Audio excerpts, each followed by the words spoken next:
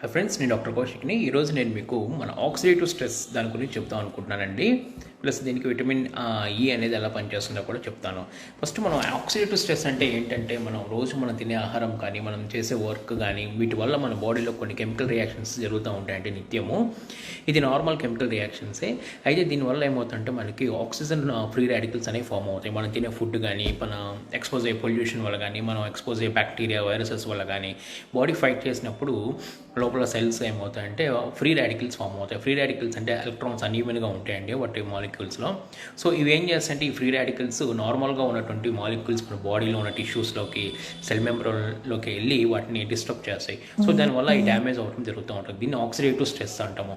నార్మల్గా మన బాడీలో ఈ యాంటీ ఆక్సిడెంట్స్ అనేవి ఉంటాయండి. ఈ యాంటీ ఆక్సిడెంట్స్ ఏం చేస్తాయంటే ఈ ఫ్రీ రాడికల్స్ని నియంత్రించి మన బాడీని డిస్టర్బ్ చేయకుండా చూస్తూ ఉంటాయి. ఎప్పుడైతే కనుక మన బాడీలో ఫ్రీ రాడికల్స్ ఎక్కువైపోయి యాంటీ ఆక్సిడెంట్స్ కనుక తగ్గిపోతే మనకి ఆక్సిడేటివ్ స్ట్రెస్ అనేది ఎక్కువైపోతుంది. సో ఈ ఆక్సిడేటివ్ స్ట్రెస్ వల్ల ఏమవుతుంది మనకి అంటే, మెయిన్గా మనకి ఈ ఆక్సిడేటివ్ స్ట్రెస్ ఎక్కువ అయిపోవటం వల్ల లాంగ్ రన్లో మెయిన్గా డయాబెటీస్ ఒకటి రావటము, తర్వాత కార్డియాక్ ప్రాబ్లము, సడన్గా హార్ట్ స్ట్రోక్స్ రావటము, ఎథెరోస్క్లెరోసిస్ అంటాము, అంటే బ్లడ్ వెజల్స్ బాగా థిక్గా అయిపోవటము, తర్వాత పెద్దవాళ్ళకైతే కాగ్నిటివ్ ఫంక్షన్, అదే ఈ మధ్య మనం తరచుగా చూస్తున్నాం చూడండి, అల్జీమర్స్ డిసీజ్ అంటాం, అంటే